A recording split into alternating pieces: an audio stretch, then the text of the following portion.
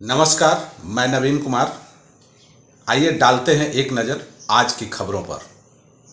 पटना के नालों का पहली बार हेलीकॉप्टर से हुआ सर्वे।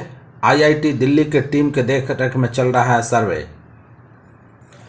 पटना शहर में जल निकासी की व्यवस्था को लंबे समय तक कारगर रखने के लिए नई तकनीक का इस्तेमाल किया जा रहा है।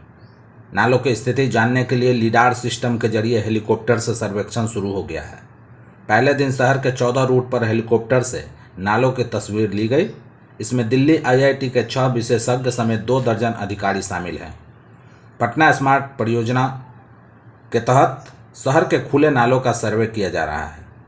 सर्वे से जुड़े अधिकारियों के मुताबिक लीडार सिस्टम में हेलीकॉप्टर के आगे के हिस्से में सेंसर और कैमरा लगाया गया है। इससे लेजर के माध्यम से संबंधित जगहों की तस्वीर ली जा रही है। शहर के नालों के सर्वे के लिए कुल 62 रूट निर्धारित किए गए हैं।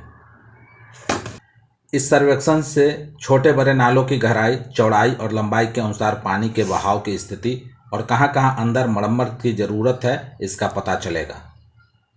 हालांकि ग्रामीणों का कहना है कि यह एक और भ्रष्टाचार की उड़ान है। बाबा रामदेव की पतंजलि पर 4 करोड़ का लगा जुर्माना, हाई कोर्ट ने दी 1 सप्ताह की मोहलत।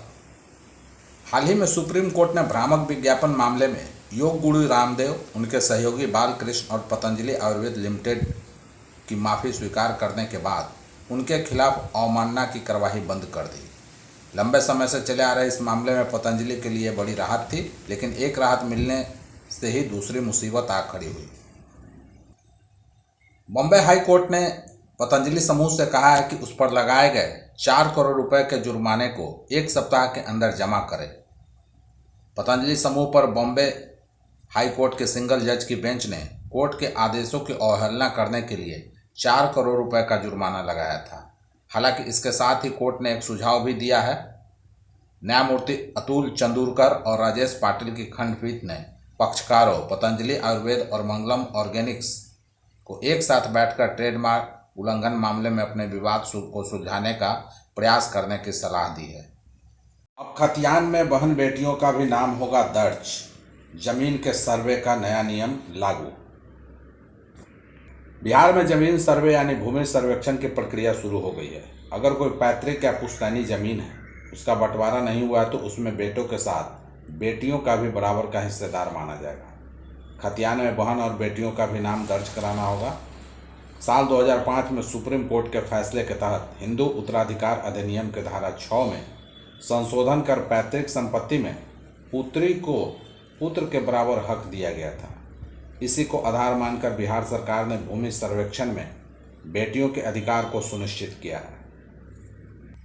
राज्य के सभी जिलों के गांव कस्बों में जमीन सर्वे की बाधाओं को दूर करने और जमीन मालिकों को जागरूक करने के लिए ग्राम सभा एवं शिविरों का आयोजन किया जा रहा है। सारण जिले में विभिन्न अंचलों में ये शिविर लग रहे हैं। इसी सिलसिले में जिला बंदोबस्त पदाधिकारी संजय कुमार ने सदर प्रखंड के विभिन्न पंचायतों में बैठक की। इस दौरान उन्होंने बताया कि जमीन खतियान में बेटियों का नाम दर्ज कराना अनिवार्य है। नदी में शिक्षक के बहने पर जागा शिक्षा विभाग। सरकारी नाव, लाइफ जैकेट का हो इंतजाम। सभी जिलों के डीएम को दिया आदेश। पटना जिला के दानापुर नासरीगंज घाट पर नाव पर चढ़ने के दौरान हुए हादसे में बीपीएस से शिक्षक अविनाश कुमार गंगा में बह गए, जिनकी तलाश अभी तक जारी है।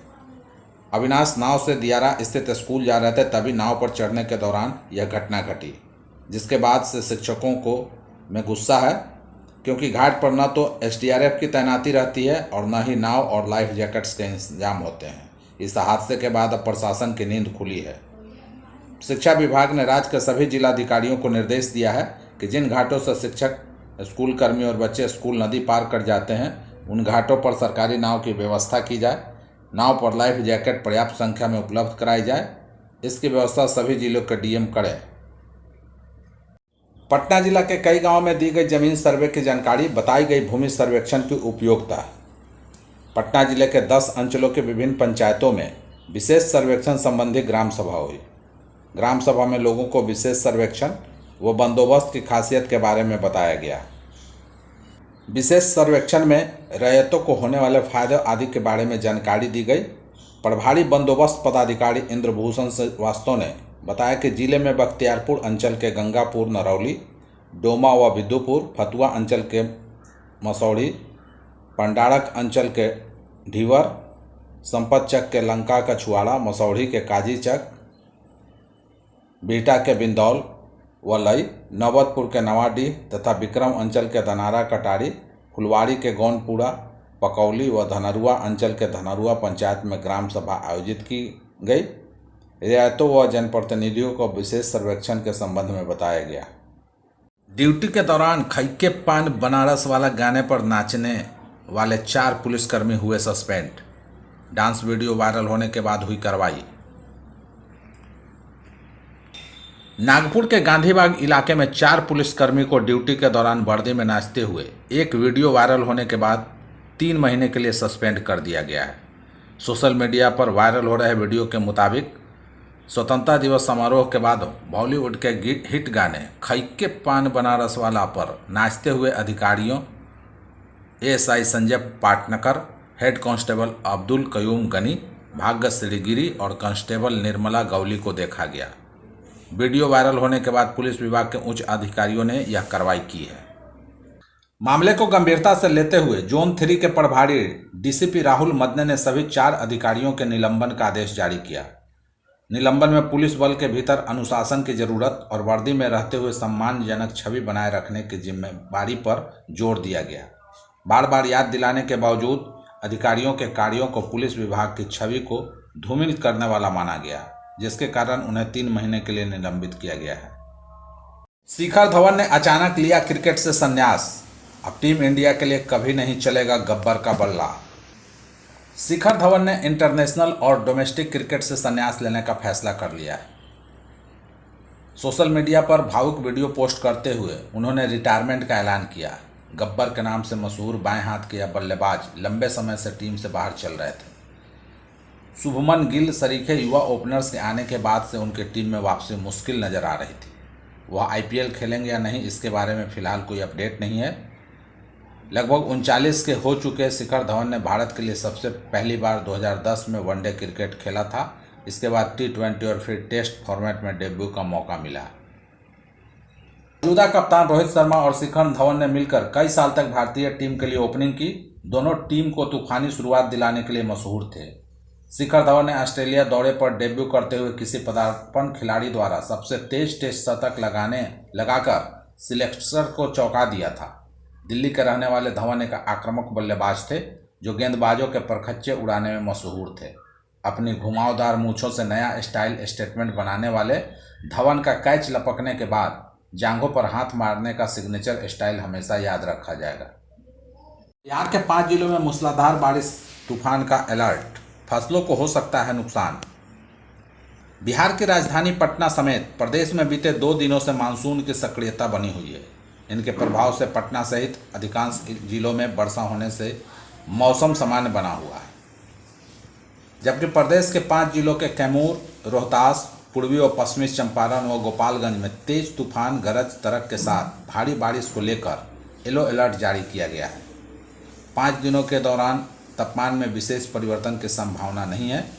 किसानों के लिए अच्छी खबर नहीं है क्योंकि फसल को नुकसान पहुंचने के आसार हैं। सीबीआई जांच के नाम पर गया के चिकित्सक से ठग लिए 4 करोड़ 40 लाख रुपए। साइबर अपराधियों ने गया शहर के एक नामचीन चिकित्सक को फर्जी सीबीआई जांच और गिरफ्तारी का डर दिखाकर उनसे 4 करोड़ 40 लाख रुपए की ठगी कर ली और यह रकम चिकित्सक के बैंक खातों से 6 दिनों में कई अलग अलग खातों में ट्रांसफर कराए गए। बता दें कि चिकित्सक को मोबाइल पर कॉल कर सीबीआई का अफसर बताने वाला ठग उनके विरुद्ध बताया कि सीबीआई ने क्रिमिनल केस किया हुआ है। आपके नाम से मुंबई में HDFC बैंक में खाता खोला गया है। इस खाते में मनी लॉन्ड्रिंग की राशि और अवैध रूप से रकम जमा होता है। अगर आप क्रिमिनल प्रोसीडिंग से बचना चाहते हैं तो साइबर कोर्ट ने कहा है कि अपने बैंक खाते में जमा रकम को तत्काल अमुक बैंक खातों में ट्रांसफ़र करा दीजिए। इसके बाद उन्हें कुछ बैंक खातों की संख्या और उसका ब्यौरा भेजा गया। साइबर अपराधी ने यह भी कहा कि यदि आप ऐसा नहीं करते हैं तो आपके खिलाफ गिरफ्तारी का वारंट जारी होगा और आपको गिरफ्तार कर लिया जाएगा। इसके अलावा 3 करोड़ सिक्योरिटी मनी भी जमा करनी होगी।